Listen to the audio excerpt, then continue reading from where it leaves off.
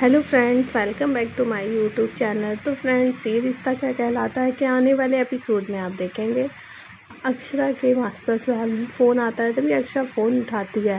Phone पे सुरेश जी होते हैं जो कि नमन और मुस्कान के डैड हैं। और वह कहते हैं आप कौन हैं। तभी अक्षरा कहती है मैं अक्षरा हूँ। तभी कहती है कि मैं देवयानी जी की बहू। तभी वो कहते हैं अच्छा, बहू, पुरानी बहू नई सास की। और कहते हैं खैर मुझे क्या। कहते हैं जो भी है बस उन्हें समझा देना देवयानी को कि मेरे बच्चों से दूर ही रहे, मुझे कोई लेना देना नहीं है उससे। और तभी देवयानी आ जाती है, कहती क्या हुआ अक्षरा, किससे बात कर रही हो। अक्षरा कहती है कुछ नहीं, बस रॉन्ग नंबर था। आगे आप देखेंगे अक्षरा के मायके में सभी लोग बात कर रहे हैं सौर्य के बर्थडे मनाने की। कहते हैं पहले तो वह मना नहीं पाए थे, लेकिन इस बार वह मनाना चाहते हैं। तभी माँ कहती है कि अक्षरा बहुत दुखी है। तभी बड़ी दादी कहती हैं तो क्या हुआ, तभी तो मनाना चाहिए जिससे कि अक्षरा और खुश हो जाए और ये सब भूल जाए। तो सभी अंशु कहता है कि मैंने एक प्लान किया है, क्यों ना हम लोग अच्छे से मनाने के लिए बोट पर मनाएं। लेकिन सब लोग लाइफ जैकेट की वजह से मना कर देती हैं लेडीज़ कि हमारे कपड़े गहने तो दिखेंगे ही नहीं। और कुछ और आइडिया सोचने लगते हैं। इधर अक्षरा की मायके में अक्षरा से बात करने आते हैं नैतिक। कहते हैं क्या हुआ अक्षरा, आप ठीक तो हैं। तभी अक्षरा चिल्ला पड़ती है, कहती है हाँ नैतिक, मैं कितनी बार बोलूँ मैं ठीक हूँ। और नैतिक वहाँ से चले जाते हैं। इधर मुस्कान थोड़ी अपसेट होती है। तभी जसमीत उसके लिए कॉफ़ी बना के लाती है। कहती है मुस्कान ये लो। तभी कहती है कि मुस्कान मैंने तुम्हारी और नमन की बातें सुन ली थी। तभी मुस्कान कहती है अच्छा, तुमने किसी को बताया तो नहीं। जसमीत कहती है नहीं, बस अंशुमन को, और वो किसी से नहीं कहेंगे। तभी मुस्कान कहती है कि मैं मेरे और भाई कि मैं क्या बताऊं। तभी जसमीत कहती है नहीं, जब तुम्हें ठीक लगे तब मुझे बता देना, मैं तुमसे पूछूंगी नहीं। इधर मुस्कान खुद ही बताने लगती है कि डैड किस तरह से बता रहे थे कि जब वो लोग छोटे थे तभी मॉम वहाँ से चली गई थी हम लोग को अकेला छोड़ के, और डैड ने ही हमें पाला पोसा है, बड़ा किया है। और डैड नहीं चाहते हैं कि हम अब मॉम से बात भी करें। मैं करना चाहती हूँ, लेकिन नमन तो बिल्कुल भी नहीं चाहता। तो उसने डैड को भी बता दिया है। इधर देवयानी जी बात कर रही होती हैं अपने बच्चों के बारे में।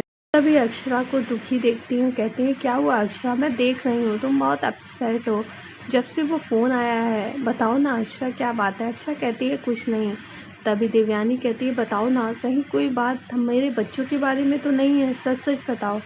तभी अक्षरा बताती है कि आपके पहले पति का फ़ोन आया था और वह ये भी कह रहे थे कि आप नमन और मुस्कान से बिल्कुल भी बात ना करें। तभी वह रोने लगती हैं, कहती हैं कि अब वो मेरे बच्चों को मुझसे दूर कर देंगे और नहीं मिलने देंगे। अक्षरा समझाती है आप परेशान मत हो, कुछ नहीं होगा छोटी माँ, सब ठीक हो जाएगा। इधर अक्षरा के मायके में सभी लोग बात कर रहे होते हैं कि बताओ आज एक दिन ही बचा है, कल शौर्य का बर्थडे है, अभी तक हमने प्लान नहीं किया कि क्या करेंगे।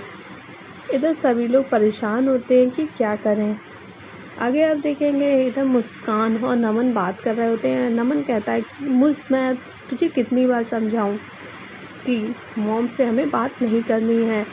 इधर तभी मुस्कान और नमन के डैड आ जाते हैं। उन्हें देखकर दोनों लोग बहुत ही हैप्पी हो जाते हैं। आगे आप देखेंगे कि अक्षरा के ससुराल में भाभी माँ और डुग्गू बहुत ही बाकी सभी लोग भी घर में बहुत खुश होते हैं कि आज हम लोग वहाँ जाएंगे ना। डुग्गू कहता है शौर्य मामू के बर्थडे पर वहाँ पर ब्रिंच है ना, बहुत ही मज़ा आएगा। और इधर भाभी माँ कहती हैं कि अक्षरा देखना, ये देवयानी पता नहीं कहाँ खोई रहती है, सारा दूध निकल गया, फैल गया, और पता नहीं क्या क्या क्या सोचती रहती है, कुछ बताती ही नहीं है। इधर देवयानी अपने बच्चों के बारे में सोच रही होती है और दुखी हो रही होती है, और फ़ोन से कॉल मिलाती है तुरंत ही काट देती है। इधर मुस्कान के पास उनके डैड आते हैं, उनसे बात करते हैं, उसे चॉकलेट देते हैं। कहते हैं बेटा मैं तुम लोग से बहुत प्यार करता हूँ, और तुम्हें पता है ना तुम्हारी मॉम तब तुम लोग को छोड़ के गई थी जब तुम लोग बहुत छोटे थे। अब तुम लोग इतने बड़े हो गए हो और वो तुमसे मिलना चाहती है। सोच रही है पले पलाए बच्चे हैं तो मिल लेती हूँ, बस अब तुम ही सोचो, मैं तुम लोग के साथ रहना चाहता हूँ।